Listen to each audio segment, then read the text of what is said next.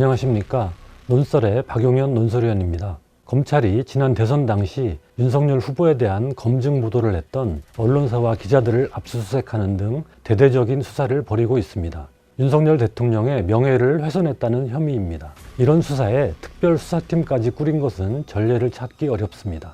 온통 야당 수사에만 매달리고 살아있는 권력 수사는 손도 대지 못하는 검찰이 한 발 더 나아가 살아있는 권력을 고위하는 수사까지 벌이는 형국입니다.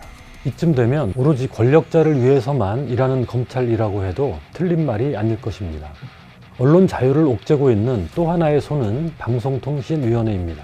방통위는 MBC 대주주인 방송문화진흥회 이사진을 무리하게 교체해 MBC를 장악하려 하고 있습니다. 가짜뉴스 근절을 내세워 사실상의 언론 검열을 부활시키려 하고 있습니다. 이동관 방통위원장에 대한 탄핵소추안이 발의된 배경입니다. 미국의 저명한 시사주간지인 뉴요커는 우려스러운 한국의 민주주의 훼손이라는 기사에서 이렇게 지적했습니다. 많은 이들에게 언론을 겨냥한 윤석열 대통령의 자기 몰입과 열의는 과거 군사독재 시대를 떠올리게 한다. 독재를 무너뜨리고 민주주의로 이행한 성공 사례인 우리나라가 어쩌다 이런 평가까지 받게 됐는지 개탄스럽습니다. 먼저 검찰 수사의 문제점부터 짚어보겠습니다. 지난달 26일 압수수색을 당한 경향신문과 뉴스버스 전현직 기자는 대선 당시 2011년 대검찰청 중수부가 부산저축은행 사건을 수사할 때 1,800억 원 규모의 대장동 사업 부실 대출을 제대로 수사하지 않았다는 의혹을 제기하는 기사를 썼습니다. 당시 주임 검사가 윤석열 검사였습니다. 대장동 일당에게 대출을 알선해준 브로커가 2011년에는 아무런 처벌을 받지 않았다가 4년 뒤인 2015년에 수원지검 수사로 구속 기소돼 법원에서 유죄가 확정된 만큼 2011년 중수부 수사에 의문을 제기하는 것은 당연한 일입니다. 검찰은 이 같은 보도 내용이 허위라며 수사에 나섰지만 뚜렷한 근거를 제시하지는 못하고 있습니다. 이번 수사는 제대로 된 민주국가의 시각에서 본다면 경악할 일입니다. 공직자에 대한 검증과 감시는 언론의 1차적 역할이며 이 같은 보도를 공직자의 명예를 훼손했다는 이유로 형사처벌한다면 언론의 감시 기능에 족쇄를 채우게 되기 때문입니다. 자유로운 언론이 없다면 민주국가라고 할 수 없습니다. 설사 보도 내용에 일부 잘못된 부분이 있더라도 다른 방식으로 바로잡아야지 형사처벌이라는 수단을 사용해 언론을 위축시켜서는 안 된다는 게 현대 민주주의의 원칙으로 자리 잡은 지 오래입니다. 그 시초라고 할 수 있는 미국 연방대법원의 뉴욕타임스 대 설리번 판결이 나온 게 벌써 60년 전인 1964년입니다. 그 한 대목을 보면 이렇습니다. 무엇이든 적절한 사용과 어느 정도의 남용을 정확히 분리해서 생각할 수는 없다. 언론이야말로 이 말이 가장 잘 들어맞는 분야다. 민주사회에서는 공공의 사안에 대해 자유로운 토론이 보장돼야 하며 그러다 보면 간혹 잘못된 사실을 언급하게 되는 건 불가피한 일이다. 이를 보장하지 않으면 표현의 자유가 살아남기 위해 필요한 숨구멍조차 막게 된다. 일부 잘못을 트집잡아 언론을 옥죄기 시작하면 언론 기능 자체가 위축되고 이는 민주주의의 훼손으로 이어진다는 지적입니다. 이 소송을 제기한 설리번이란 사람은 미국 엘라베마주 몽고메리시의 간부였습니다. 그리고 형사고소가 아니라 민사소송이었습니다. 일개 시 간부의 민사소송에 대해서도 언론의 공직자 감시 기능을 위축시킬 우려가 있다며 언론의 손을 들어줬던 것입니다. 하물며 최고 지위의 공직자인 대통령이 명예훼손을 당했다며 검찰이라는 공권력이 언론을 형사처벌하려는 것은 어떤 민주국가에서도 용인될 수 없는 사태입니다. 그런데 현 정부 들어 이런 일이 너무 자주 일어나고 있습니다. 일상이 된 느낌입니다. 지난 3월 미국 국무부가 펴낸 국가별 인권 보고서에서 우리나라의 언론 자유 침해 상황이 지적됐던 것을 기억하실 것입니다. 보고서는 한국 정부와 공인들이 명예훼손을 광범위하게 범죄화하는 법률을 언론을 위협하거나 검열하는 수단으로 썼다고 지적하면서 그 사례로 지난해 김건희 여사 명예훼손을 이유로 열린공감TV가 압수수색당한 사실을 들었습니다. 그 이후에도 인사검증 과정에서 한동훈 법무부 장관의 개인정보가 유출됐다는 이유로 지난 5월 MBC 뉴스룸과 기자의 자택이 압수수색을 당했습니다. 그리고 이번에는 윤석열 대통령의 명예를 훼손했다며 뉴스타파와 경향신문 등 여러 언론사의 기자들이 압수수색을 당했습니다. 이 같은 문제는 유엔도 지적했습니다. 지난 3일 유엔 자유권위원회는 한국의 인권 상황에 대한 정기 심사 결과를 발표했는데 표현의 자유 항목에서 명예훼손을 형사처벌하지 말 것을 다시 권고했습니다. 특히 정부 고위직이나 선출된 공직자들이 자신을 비판하는 언론인을 형사 고소하고 또 실제로 언론인들이 기소되고 있는 한국의 현실을 우려했습니다. 그러면서 형사처벌이 언론인과 정치적 반대자를 침묵시키는 수단으로 사용돼서는 안 되며 민주주의가 작동하는 데 필수적인 비판 문화를 진작시켜야 한다고 강조했습니다.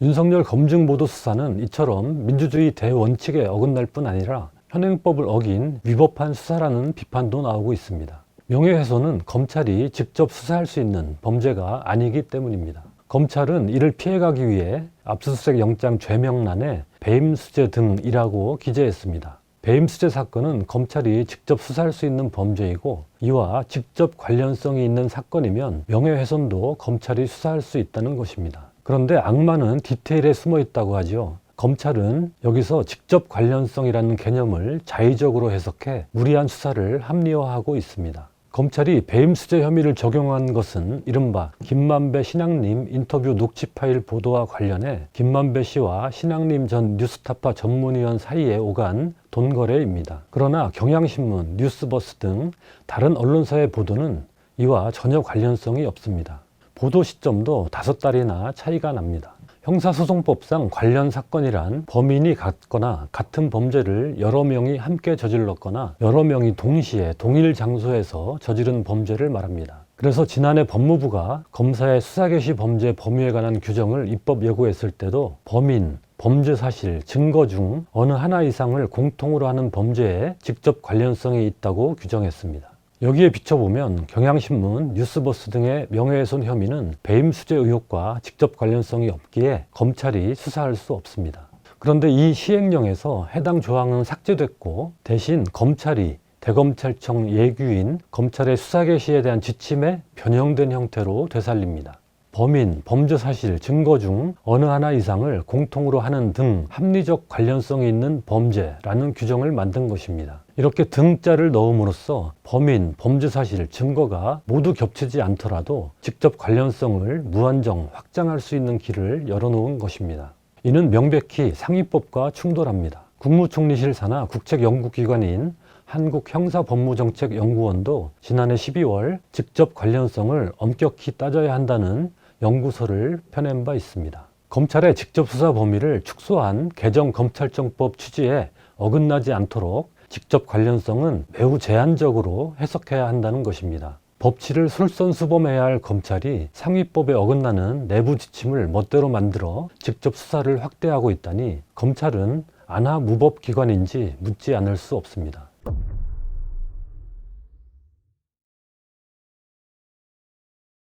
이제 방통위 문제를 보겠습니다. 방통위는 MBC 대주주인 방송문화진흥의 권태선 이사장을 해임했지만 법원은 해임 사유가 소명되지 않는다며 해임 처분의 집행을 정지하는 결정을 내렸습니다. 무리한 해임이라는 것입니다.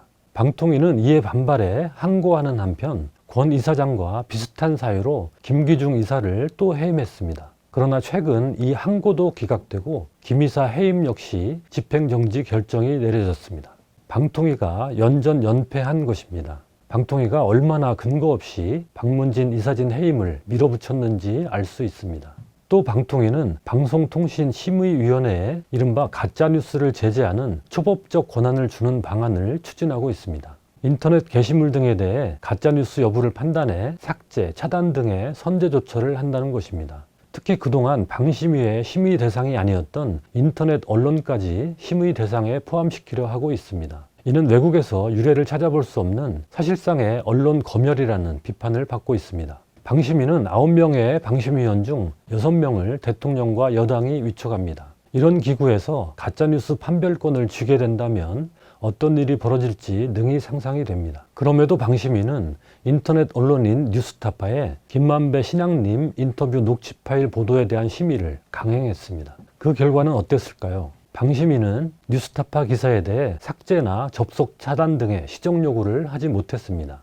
방심위는 인터넷 언론사에 대한 첫 통신심의 사례로서 언론의 자유와 공적 책임을 균형 있게 고려해야 할 필요성이 있다는 점을 감안했다고 밝혔습니다. 심의 자체가 무리수였다는 점을 인정한 셈입니다. 그동안 방통위의 운영 자체가 비정상적이었습니다. 합의제 행정기관으로 창설된 방통위는 5명의 상임위원을 두도록 법에 정해져 있습니다. 그런데 현재 이동관 위원장을 포함해 과반수도 안 되는 2명의 위원만으로 운영되고 있습니다. 이들 2명은 대통령 추천목 위원들이고 현재 공석인 나머지 3명은 여당이 1명, 야당이 2명을 추천하는 위원입니다. 야당이 추천한 최민희 상임위원 내정자는 대통령이 7달째 임명을 하지 않자 지난 7일 결국 자진 사퇴했습니다. 이동관 위원장은 공석인 상임위원들의 추천 임명을 촉구하는 노력도 없이 2인 체제로 방통위를 운영해 왔습니다. 합의제 행정기관이라는 법 취지를 벗어나 사실상 한 사람이 의사결정을 하는 독임제 기관처럼 운영해온 것입니다. 이런 여러 문제들에 이동관 위원장의 책임이 있다는 게 더불어민주당이 탄핵 소추안을 발의한 이유입니다. 누가 봐도 정상적인 방통위 운영이 아닙니다. 이런 비정상적인 상황에 대한 지적이 끊이지 않는데도 이 위원장은 듣는 척도 하지 않았습니다. 그러니 더 이상의 방통위 파행과 부당한 운영을 막으려면 탄핵밖에 방법이 없다는 게 이번 탄핵 소추안의 논리입니다. 이동관 위원장의 자업자득인 셈입니다.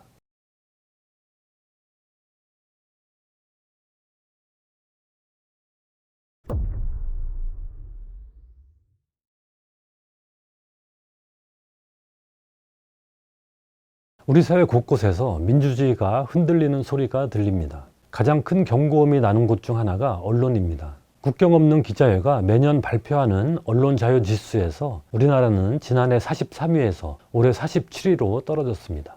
여러 요인 가운데 정치적 지표가 순위 하락을 주도했습니다. 이 지표는 42위에서 54위로 하락했습니다. 지난해 MBC 기자들에 대한 대통령 전용기 탑승 거부 등 사건이 반영된 것으로 보입니다. 지금의 언론 탄압 현실이 평가에 반영된다면 내년에는 이 순위가 더 큰 폭으로 떨어지지 않을까 예상합니다. 언론 자유는 민주주의의 리트머스 시험지 같은 것입니다. 언론 자유에 대한 경고음은 민주주의에 대한 경고음 자체입니다. 이코노미스트가 해마다 내놓는 민주주의 지수에서 우리나라는 2021년 16위에서 2022년 24위로 8계단이나 떨어졌습니다. 점수가 8.03점으로 완전한 민주국가의 기준인 8점을 0.03점 차이로 가까스로 넘겼습니다. 그 아래 단계인 결함 있는 민주국가 단계로 떨어지는 것을 겨우 면했습니다. 내년에는 이 지수 역시 위태로워질 것 같습니다.